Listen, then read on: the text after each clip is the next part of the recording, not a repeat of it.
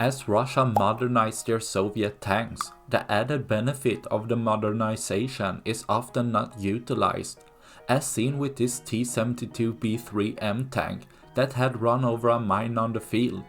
As the crew left the hatches open, a Ukrainian drone operator could drop a cheap anti-personnel hand grenade down into the tank, causing the ammunition cook-off in the tank, taking out a multi-million-dollar tank with the help of a mine and hand grenade, showing Russia wasting their resources with Ukraine maximizing their value for their resources, destroying another of Russia's tanks, leaving one less for tomorrow, until there won't be any left.